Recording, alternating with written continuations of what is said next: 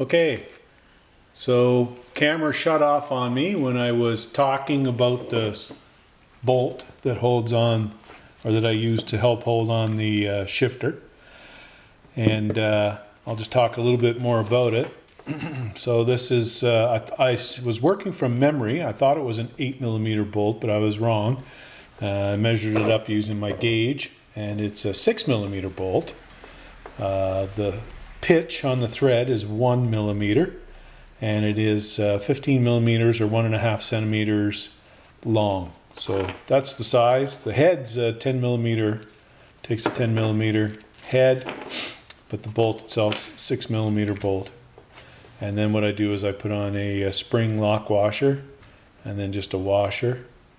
Put it onto the where the Zerk fitting went on the shifting rod. All right, so back over at the bike. So I've taken off the primary cover, and that happened while the camera shut down, after the camera shut down on me. So one of the things that I talked about when I was taking it off was I switched over to ATF, the transmission fluid, years ago.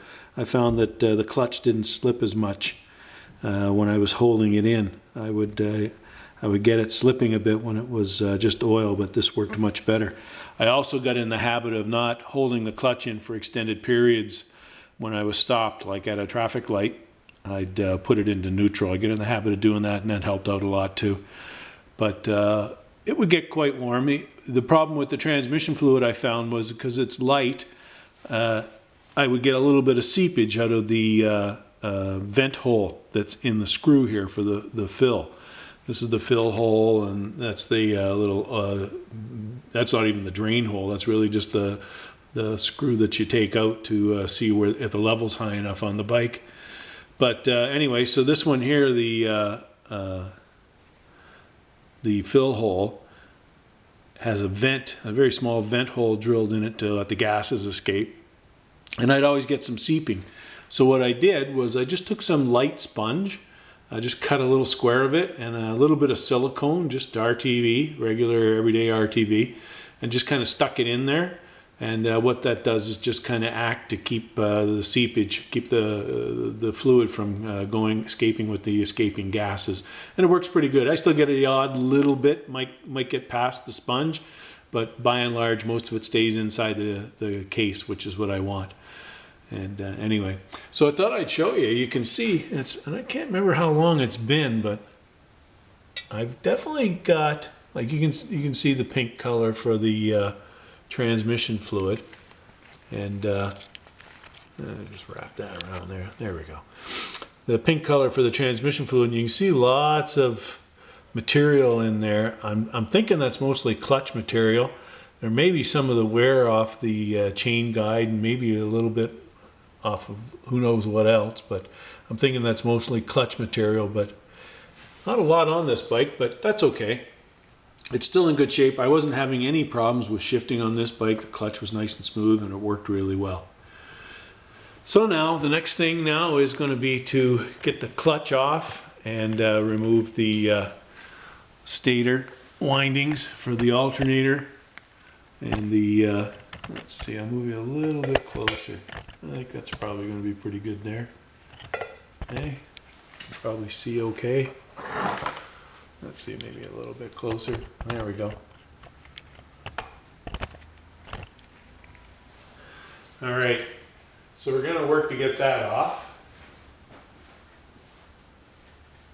Now, I'll start with the clutch.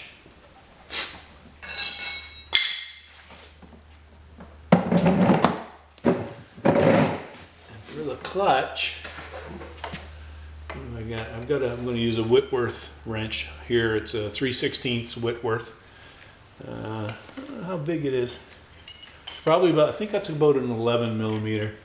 Yeah, because this is a 10mm wrench and it's too small. So it's either going to be an 11 or a 12 if it was metric, but I'm using the Whitworth because it's nice and tight. So there's 6 springs underneath here. 3 of them are kind of have these little divots here that hold them into place as you compress this, and then three have the three bolts. And the idea with these when you're taking them apart is don't take one out all the way, it cocks it off to the side. You try to take them out evenly, back them off, and they're going to fall down a bit when they come out. Let me move this tray out of the way here before because I think what's going to happen is I'm going to end up dropping stuff into the transmission fluid that came out of there, and I don't want to do that. So let's move that over there. That's my Wentworth. Okay. So you can see now I got the bike in neutral, and it's going to turn it over. So that's fine.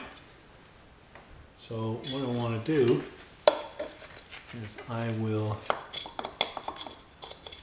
to try putting a piece of wood in here, and don't put it on the wrong side. Put it in over here. Here we go. Try it. Let's try that. There we go. There, that broke free.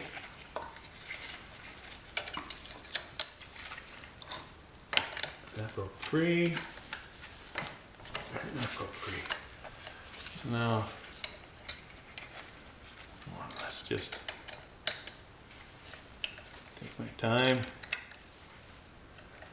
go around, give them all a good half turn, decompress these springs. I had, and I've sold it since, and you know, it's like with every bike, you sell a bike, and I've always regretted every bike I've sold because there was always something about every one that I owned that I liked. But anyway, I owned a 69 Royal Enfield Interceptor, the Mark II. The last of the year, the last one, I think it was a 69, 70, no, it was 19, I can't try to remember now if it was 69 or 70. Anyway, it was the last year of them. And it was a really sweet bike on the highway. It was a nice bike. But the clutch was a bear on that thing.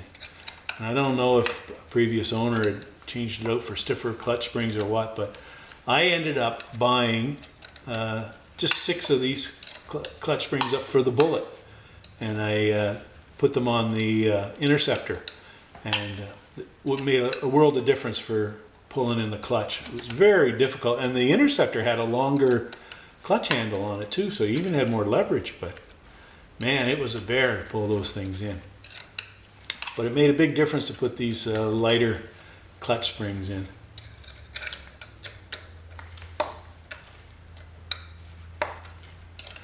And as I recall, and I'll have a look when I take them apart, 3 of these are heavier than the other 3. Now I don't know if that's going to be the case here or not, but it was with the Interceptor. So what you would do, and I can't remember how it went, but you didn't put them together. You didn't put like 2 heavy ones next to each other. You'd put like a heavy, light, and you'd alternate them. So we'll have a look at these, and you can tell they did have little dabs of paint on them. I don't know if these ones do or not, but you can tell just by looking at the thickness of the coil. Look at that, I skipped on that one. Which ones are light. And this must be coming close, I'm thinking.